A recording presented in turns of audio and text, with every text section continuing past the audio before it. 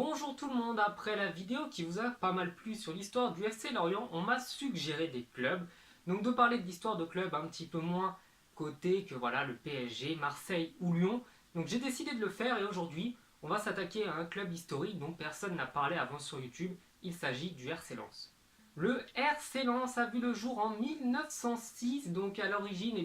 c'était des jeunes lycéens qui étaient pris de la folie du football et qui avaient pris l'habitude de jouer et de faire des matchs amateurs sur la place verte de Lens. Et donc ce sont les patrons d'un café, donc Monsieur Latin et Monsieur Dauterlugne, qui ont décidé de devenir les premiers présidents du club, donc à structurer vraiment quelque chose de bien pour que les jeunes puissent continuer à pratiquer leur passion dans des conditions un petit peu meilleures. D'ailleurs, une petite anecdote, mais je pense que les amoureux du RC Lens le savent déjà, mais le nom du Racing Club de Lens vient d'un club qui était emblématique à l'époque, le Racing Club de France. Par ailleurs, à l'origine, les couleurs n'étaient pas sang et or, ça je vous expliquerai pourquoi un petit peu plus tard, mais étaient vertes et noires, tout simplement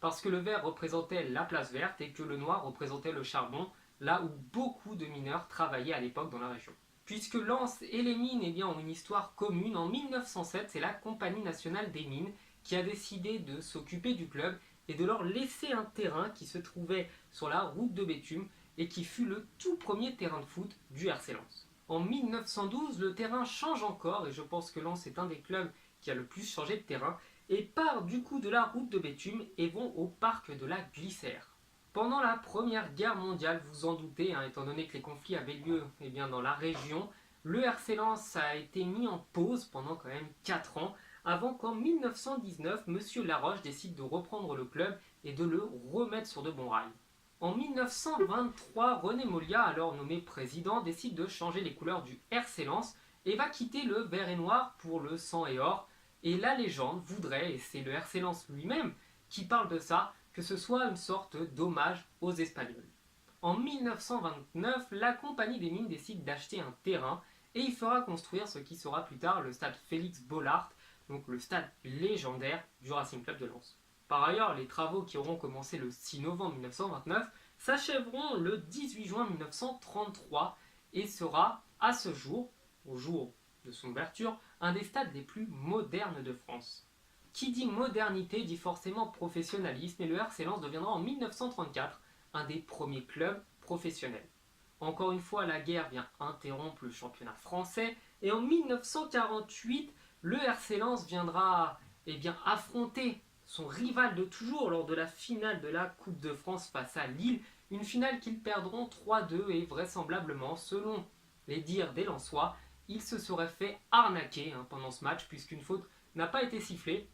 et a permis à Lille de reprendre l'avantage dans les dernières minutes de jeu. En 1967, après 33 ans de monde professionnel, le RC Lens est obligé de quitter ce statut-là et de redevenir un club amateur, puisque la Compagnie des mines, vous en doutez bien, dans les années 60, avec l'interdiction des mines de charbon, va s'effondrer et va emmener en même temps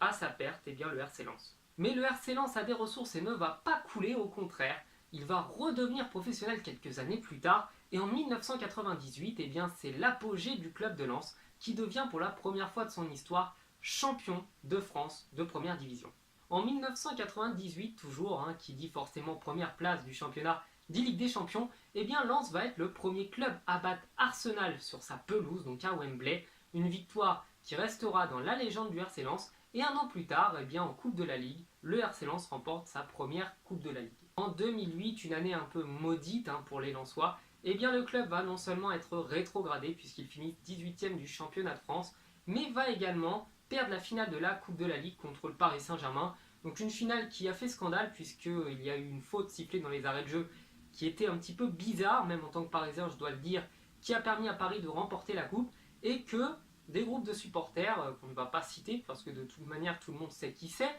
s'est amusé à mettre une banderole très insultante pour les Lensois qui ne les ont pas fait rire et qui aurait même pu vraiment, je pense, poser de gros problèmes au PSG. Au moment où je tourne cette vidéo, le RC Lens est bien placé pour aller récupérer sa place en première division. Ce serait un véritable événement. Je serais le premier content